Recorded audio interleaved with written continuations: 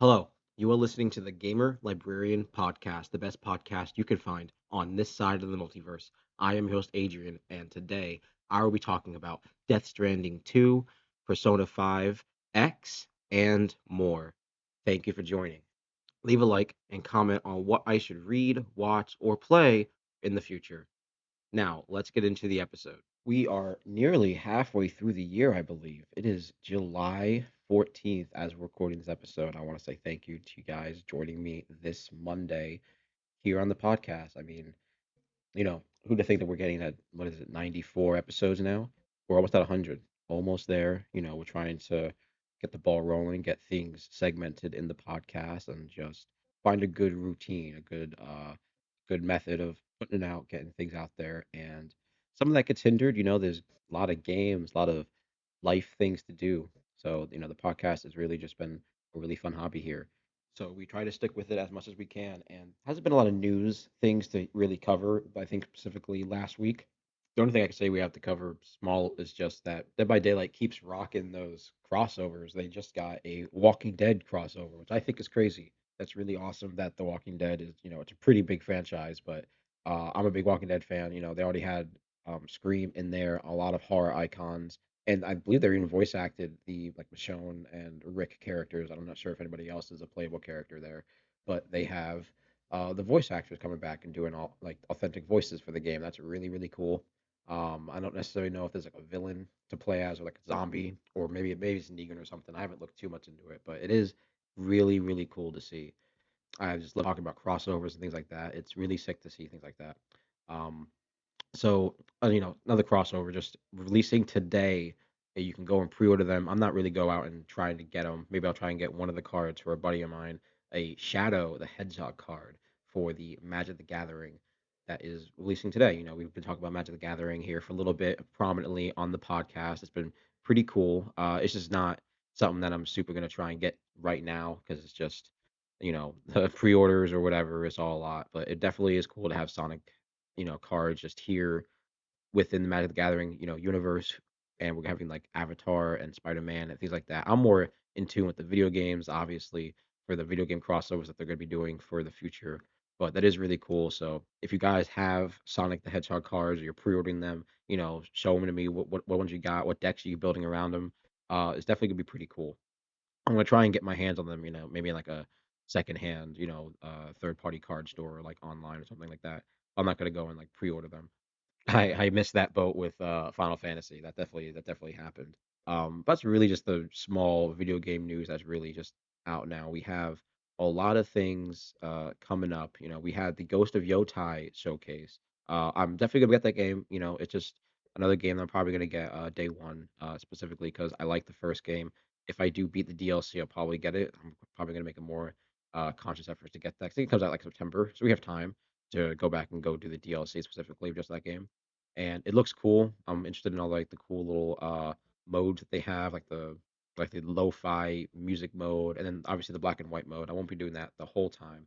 I do think the graphics they look cool, but I don't know. It's a sequel to a game. I don't really find like the sequels to be super noteworthy for a console, especially because like it's a samurai game. It's a very pretty samurai game, but it's a game that was on the PS4.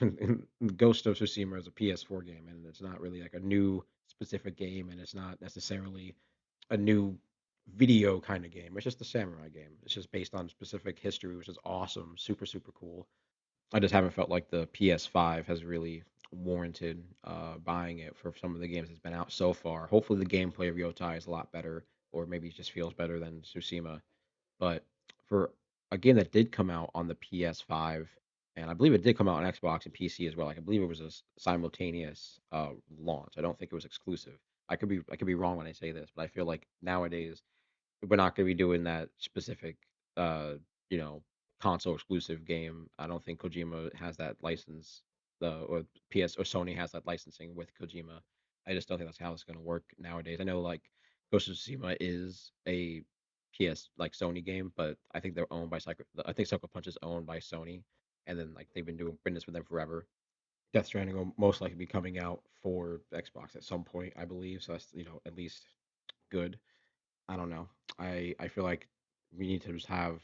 multi-plat games just forever, but we did get to play Death Stranding 2. We got it on the PS5, no, not PC. It's probably on there, and I really enjoyed the first game because the first game was really mysterious. The first game was it had horror, but it had like that odd horror where it was like definitely scary like visually, but it wasn't necessarily scary in a survival sense or like a real sense, especially with maybe the story being like, oh, your main character just dies and he comes back alive. Like that's the repetition of the story.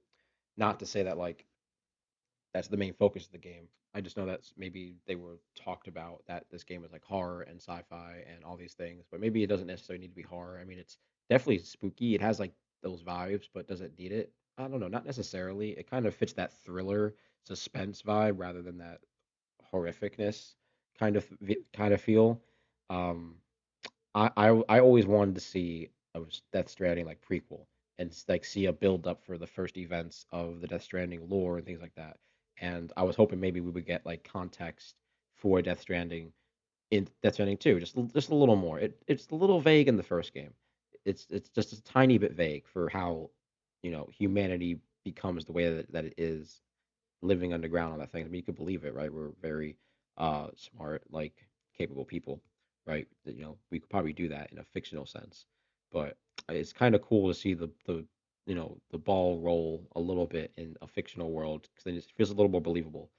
And Death Stranding 2 doesn't go to the past. It doesn't even talk about the past. It is a full sequel. It is about the progression of events in a way that's it doesn't even feel like a sequel. It feels like a game that soon became a sequel on its own, like a DLC became a sequel. If anyone knows Dead Island Riptide, you know what I'm talking about in that same kind of way. And here's what Death Stranding 2 is. It's a game that's really focused on just loss, accepting loss, and then that's kind of just it in a decent way. And it doesn't necessarily feel like it's a game that's trying to make a finality to the world. It's just trying to make it more wrapped up in like a way, just a little pretty of a bow for some of the characters, for some things in some ways, and a lot of it is really fun. A lot of it's really exciting. Not to say like every story beat is awesome because this game is Amazon post-apocalyptic simulator. Like you're an Amazon delivery driver delivering things to like post-apocalyptic bunkers, and there's like these ghost things that drag you to the underworld, or you explode. Right? It's definitely a fun vibe if you're someone who likes single player games like that. Me personally, I think this kind of game should be like a real social game. It should be like a social game in a way like Pokemon Go kind of is in like some ways, where like you can meet up with people while you're going out and playing the game. I think that's maybe a Death Stranding mobile game is going to be coming in the future. But this game is still fun. It has really good action parts. There's really awesome boss fights. The boss fights in this game were far more, far more memorable than in the first game. I will say that like the ones where you're just fighting soldiers, they're not as interesting this time around. They're relatively boring for the most part. They have some gimmicks, but those parts are just decent. And I mean like soldiers, like there's going to be people you fight humans, and those human parts, like there's like the stealth bases where you on the overworld and you can either do stealth or just go full assault. You have those options.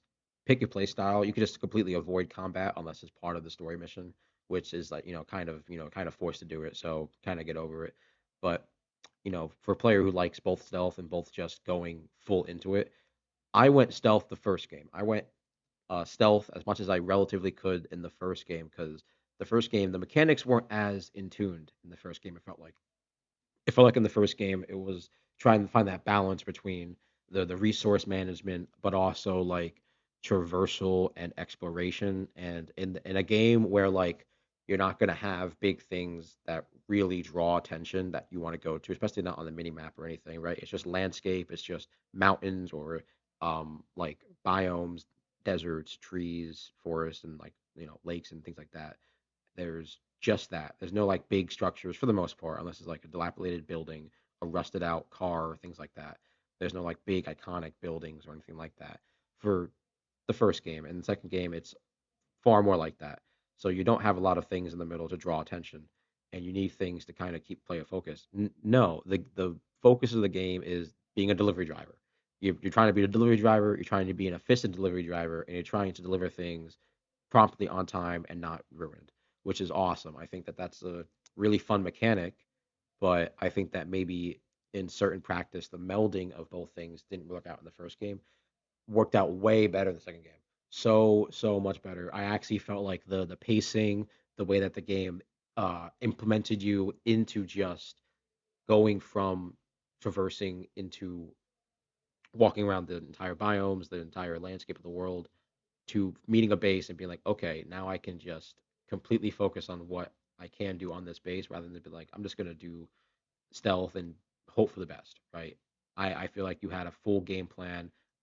Dollman was such a nice little treat. You didn't have to actually build a watchtower or use someone else's. I like using Dollman a lot more. He gets a little closer. It was fun. This game has its, charming moments, which is super sick. I feel like it has a lot more charm to it than the first game. The first game kind of had an odd dreariness to it, and maybe the more quirky stuff was left to like the side quest and stuff. But no, I think that having the more eccentric, quirky characters front faced in this world was far more impactful for this game. Like I felt like I really wanted to explore the big ship that they're in for traversing like the fast travel and the hub kind of. I wish we could explore that a little more because when you're going around, you see people like walking and carrying things and doing like patty cake or whatever, and those little moments are fun in like a movie cinematic sense. Obviously not in a gameplay sense, but it added a lot more charm than the first game. With the first game, you're by yourself with Lou, the baby. You're by yourself with this child, which is that was like the weird selling point of the game, right? When this game was revealed in like 2016 or 17, and then finally came out in like 2020, obviously it was weird. So like the weirdness is what attracted people the first time around, and obviously you're gonna do it again if you liked it. I did. So the sequels really was important to me, and I thought that it nailed the head on every kind of thing that you could improve on a sequel. I think that it really did, especially in terms of making it more bearable for a single player audience, especially in terms of a game that's my first playthrough of Death Stranding was, I remember, like 87 hours. 87 hours. I think that's probably in total of like dying, walking back and forth, doing that same shit. Death Stranding 2, probably no more than like 40. 40 hours. I barely died in this game. The game started me on brutal. It just put me on brutal, and I was like, I'll do brutal. You think I'm gonna do brutal? I don't know why that was the default difficulty. Obviously, maybe just assume that you already played the first game, so you have a good sense of the combat and what's to come and how to utilize the gameplay mechanics and the tools. So I think that's really awesome. I really enjoyed the entire experience of Death Stranding 2, but it didn't give me the full context or like the finalization that maybe you'd want in a world like this. What does that mean? Obviously, there's going to be a sequel. So like, I don't really want to get into spoilers, but this will probably be the actual spoiler warning in this area. There will be a sequel because it leads on a cliffhanger that's very like Witcher 3 cliffhanger esque, like Witcher 3 to 4. That's basically it. So I love that. I love that very much. Obviously, we're gonna get into some weird territory because there are things about the world of Death Stranding that are so vague and confusing, and I'm trying to make heads or tails of it. And obviously, I can go online and like see a review, but like I'm not gonna do that. I'm not gonna actually go and believe like people's like their theories or things. I'm just gonna try and experience the game on my own in my own way. I'm sure maybe Kojima's talked about it, and I'll find out maybe later on if he has. But I'm more about the experience than just looking it up and getting told what it is. So there will be a sequel, and I think it's going to be about hopefully the end of the Death Stranding, some kind of resolute finality to this world, because there seems to be some weirder grand plan in terms of, let's see, Sam's like backstory, his relation to Lou and like the previous president and like America, and then just Death Stranding as a whole, right? The extinction entities, who they are, and the big puzzle that I am just a little a little confused on is fragile teleporting Lou, and then Lou going to be like raised in the underworld, like some world where people aren't born or anything. So maybe, that's where they're supposed to be. I kind of thought like it was like some alternate universe or some nonsense like that. Very, very confusing. I guess maybe it's the underworld, but it wasn't really, conveyed well because we're just told it by kind of flashback, and then, through like exposition, word of mouth. You don't like experience it. It was like it's not really told to you well. That's neither here or there, right? Story for some people in games is hit or miss, right? It's like if you didn't have a good time enjoying the story, then you automatically hate it. But if the story was enjoyable, but maybe even not up to like some degree or level, or any like expectation that you normally have for video game narratives, then I guess you could be a little upset. Obviously, that's your opinion, but I think that the full ride that I've had with Death Stranding 2, because of my experience with Death Stranding 1, was enhanced more because of Death Stranding 1, and I enjoyed it way more. I had a full understanding of it. It actually made full sense to me, and I feel like it was a good conclusion to Sam's story, because Sam is a character and he's there. But now I hopefully we're gonna play as Lou. That's what I want. I want to play as Lou and maybe do a different character. And yeah, the Turning 2 is really, really fun. It has a lot of really funny moments. The charm, like I said, really drove me to keep playing that game. It was the moment, like, I really like the like system. The social system for Death Stranding is really awesome, and I wish it was more in depth. I wish it had like an actual social media kind of thing where maybe not every character is Sam, right? Because I think what the context of Death Stranding is like you hit the little call button and you like yell out, "Hey, I'm Sam," or "Help me," or whatever. And instead of being like another porter, people are like, "Oh, I'm Sam too." I think it's another version of Sam. No, no, no. I think it should have been different porters the whole time, and you just have like weird social interactions with them, like online or whatever. It's just weird felt stuff like that. I think that would have been fun. For Dollman's little dances. If you play music in the game, he does dances like cinematic dances. The soundtrack for both games, killer. My favorite moment of Death Stranding is when you're driving or walking on a vista or mountain or path or whatever, and a song comes on. You get like the title, you get the creator, and you get like the licensing, which is nice. And then the song plays. And it's little beats like that in the game where like it's the best because it's planned, it's methodical, and it's actually crafted rather in a way of like maybe some games like you get the artificial experience of like the social aspect. I don't know. It was definitely a fun experience as a single player game. I think maybe as a multiplayer game, it could be even cooler, or like a co-op game. Even like a co-op game would be pretty cool, where like you load into a server and you don't know how many people are in the game or how many delivery drivers are there, or you just load up with like your friends or something like that. I don't know. The co-op aspect of Death Stranding, I think, is a really really unique take on video games because I put down devices and hope that people will use them, and I get likes for it. That's awesome. But there are people out there who also do the same. They put out bridges, they put out zip lines, ramps, all kinds of helpful little things that just, really make the world feel alive in a world where it's just you.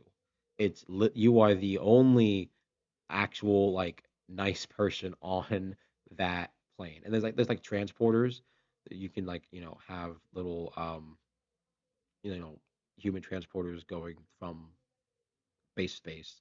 Those are fine, but you don't really get to do much for them. That's like high or whatever. There's a line that Sam is like, "Huh, my package is bigger than yours, or whatever. Mine's bigger than yours. His load, his delivery load, or whatever." I thought that was really funny. when you just passing by one of the porters. Really, really cool. For a sequel, I hope that Death Stranding goes into a really, really cool area, and that's obviously Asia. Japan. I'm surprised they haven't done Japan yet. Maybe we maybe there's a little like note about Japan in Death Stranding in some lore thing, but I don't know. China would obviously be cool, so like Asia, and then I personally think the Middle East would be really cool, just fun place to be, and then like Africa, Europe, and maybe even like Antarctica or something. So Death Stranding 2 obviously will have a lot more maybe like DLC. We're gonna get like maybe a little more story stuff, but man, I hope for a sequel. I do hope for a sequel. I hope that the sequel maybe has a little more social like stuff to it to make the game feel far more alive, and then maybe things like more cooperative stuff for a Death Stranding game. That'd be really cool. I've been playing another game. Okay, this is a free to play game, and I don't know what else to say, but it is just like a Persona game. It is just like a regular Persona game, except for the fact that the experience that your main character gets, and obviously like the experience for everybody else, is locked behind not just currencies, but like kind of events and stuff like that. So you have to earn the currencies through like different gotcha ways, which is okay. I think that's manageable. It's not just you beat bosses, you get XP, you level up. I don't mind that, and I feel like the Persona formula adds enough uh, versatility, enough variety to really engage players. You have the main story, you have like the mementos exploration stuff, you also have like all the cool side stuff. I'm baffled that this game apparently plays on phones. Now, I don't even know how it would play on phones, considering you can go and to big areas like Shibuya and things like that, and like be in enclosed areas like Mementos and guest drive around. But that's crazy. My phone can't play it. It's sad because my phone crapped out like I think 2 months ago, and I had to get a new one real quick. And that was before the release of this game. If I'd have known this game was really coming out and was going to be actually really really good, I would have tried to get myself a brand new phone to play this game. But I'm here on my laptop playing it, and even on my laptop, as a controller player, it is a fun Persona game. It has really cool improvements like the fast forward and the autoplay feature. Now some people might not like the autoplay feature. As somebody who has played Persona 5, Royal, I've also done 3. I'm trying to get through 4. I've even done Strikers. I really enjoy the fast forward feature, especially when it's going to come to having to replay certain fights. I mean, I'm just going to say I did the first palace. I guess the first palace is the first episode. I believe there's 3 episodes or so. There's even like side content. There's a crossover right now with Persona 5, where it's just Persona 5 characters as you can be able to retain them as your gacha characters. I imagine maybe the next one will be like maybe the Royale characters or 3 and 4 because they're coming out. Probably 4. It's coming out sooner than the already out like Persona 3 Reload or whatever. It's a fun Persona time. It really is. I super enjoy that it has the same art style. It has the same vibes. And yeah, I think the menus they're very confusing. You have to go to a lot of menus. The stores are a little confusing. I think they could be done like a lot more intuitive way to understand how you're paying for them. And also, I think that there just needs to be a chart, like in game, a chart of all the currencies, their names. I do like that they have quick tips on how to earn the currencies really fast, and you just go to it really quickly. That's actually really cool. So I'm gonna try and play Persona 5 like as much as I can up until the very end, like whatever the current content is, until the main story like fully taps me out, and then I'll consider playing it more. Try to get some of the side stuff done and play as much as I can. Not gonna try and spend money. That is the goal here. Don't spend money on Persona 5 X like ever. That's the goal, and I'm gonna try and just do the game straight through, earn what I can, and I think it'll be a fun time. But obviously, there's a whole bunch of other games in the middle of that that's gonna be coming out. I did get a chance to try out 2 games called Myco Punk and Peak, and hopefully I'll talk about them a little bit more in depth because I didn't get to play them super long. but I just wanted to try them out because they're co-op games. I want to play with my friends. I think Peak people already know a lot more. That game's been out for a while, and Michael Punk came out like literally 2 or 3 days ago, and it's been like I think it's a Devolver Digital game, so it's relatively popular. It's obviously being advertised. That's how I found out about it, but it's fun as hell. I like it as a single player. It's still pretty fun. A little bit of the missions are confusing. I don't understand the wire transfer one, and yeah, that was just. I'm hoping to talk about that a little bit more in the future. Night Rain, we have been killing it in Night Rain. I only have two more bosses left. I have the Grim Dark Knight and then like the final one, the last one. So once that's done, I'll never have to play Night Rain again until the DLC or another new updated monster comes out, whatever. Uh yeah, Night Rain's been killing it. I don't think this game is game of the year. I think my game of the year is probably still Expedition 33, but upcoming upcoming in 2 days, 2 or 3 days, is Donkey Kong Bonanza. Like it's Expedition 33 or Donkey Kong is going to be the game of the year. Like I think the thing is that Donkey Kong Bonanza you can already tell was a game of the year contender just by the trailers. Expedition 33, the only way you can tell that that game is a game of the year contender is if you start it yourself. Like that's the real difference between those two games, and I don't even know what else to say until we play them. That's literally it. One is an action 3D platformer. The other one is a turn-based RPG. It's going to be a killer game of the year. And to be honest, I think Death Stranding 2 should probably contend for game of the year. It has Kojima skins. It's got the little avatar people that they use, the VTubing. It's got a VTuber in it. That's awesome. That's an amazing soundtrack. That's just enough for me for give it at least a Game of the Year music award, right up there. I'm sure Donkey Kong will have that too. This game is probably gonna have a really killer soundtrack with Paulina being like the singer and stuff. I am very excited. Now, episode is gonna have to wrap up real soon. I was reading a book called Treasure Box by Orson Scott Card. Bad. It's bad. I'm gonna keep going past that.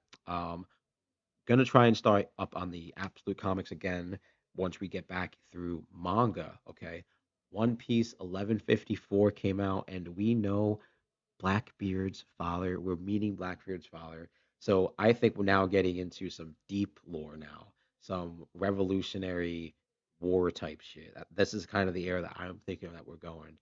It's gonna be crazy. So also, I think we have chapters in Dan Dan and Wild Strawberry that I have to read. I think I'm gonna try and wait until maybe Vinland Saga ends to really have a big push in manga. I'm not really sure. I think Vinland Saga should end soon this month. I'm gonna try and keep more track on that. But man, am I excited for that ending. Now, we did see a movie, and that movie Sinners. Sinners is the movie that had the costumes from the Blade movie, and I really enjoyed Sinners. I thought Sinners had a nice little like cozy vibe. It wasn't actually trying to be scary or haunting or like real. It just tried to be like entertaining. I thought that was awesome. It was really fun. Awesome dialogue, like really killer. You know, the vampires didn't need all this lore and stuff. It was really cool movie. And yeah, that's basically just it. Next episode, I will be talking far more in depth about Donkey Kong Bonanza, just like everybody else will, obviously. But I am super excited to see what other games will be coming out because now we're in the big lull time. There's no showcase. We're not in the summer game show era. We're not in the soon to come game of the year era with the secret announcements. It's just going to be dead drops for the rest of the year. I think we're going to have like Tokyo Game Show, which doesn't necessarily have a whole lot of big things. Um, yeah, that's basically it. I will see you guys next week. Peace.